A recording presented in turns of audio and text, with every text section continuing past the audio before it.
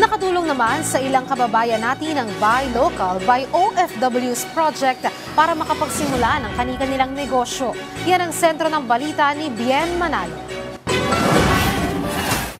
Taong 2016 nang simulan ng taga Nueva Ecija na si Kaysel ang kanyang negosyo. Dati siyang overseas Filipino worker sa Qatar bilang sekretarya sa isang tanggapan ng gobyerno. Ilan sa kanyang binibentang produkto ay tsokolate, mushroom chips at banana chips na lahat ay pawang mga locally made. Katuwang niya sa negosyo ang kanyang mister.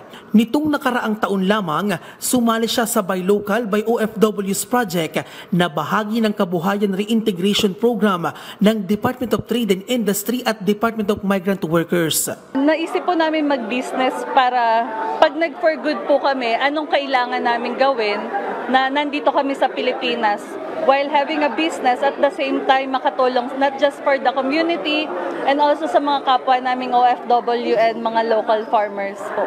Dahil sa programang ito, nakapag-loan siya ng 4 na milyong piso na ginamit niya sa expansion, marketing at iba pang gastusin sa kanyang factory investment farm sa Davao. Ito na rin ang hudyat ng paglago ng kanyang business.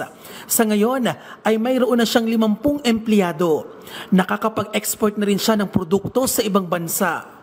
Mas tumaas po yung sales at mas nakilala yung products at nagkakaroon kami ng mga orders not just here and also around the Philippines na po. Isa lang si Kaysel sa mga benepisyaryo ng Buy Local, Buy OFWs project na dumalo sa MOA signing ng DMW at DTI.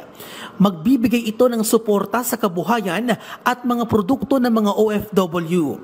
Layunin din ito na isulong ang mga lokal na produkto, negosyo at serbisyo. We have to make sure that kahit papano their money is put into good use. So when they come home, meron silang babalikan and meron din maasahan ang mga pamilya nila. Kasama rin sa kasunduan ang pagbibigay ng pagsasanay at seminar sa mga benepisyaryo, pagpapalakas ng micro, small and medium enterprises or MSMEs, pagsusulong ng iba't ibang investment options tulad ng franchising na malaki ang may tutulong sa negosyo na gusto nilang pasukin, maging ang pagbibigay ng tulong pinansyal sa pamamagitan ng government financial institutions at private sector partners.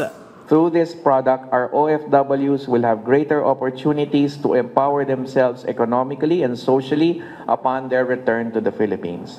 Bien Manalo para sa Pambansang TV sa Bagong Pilipinas.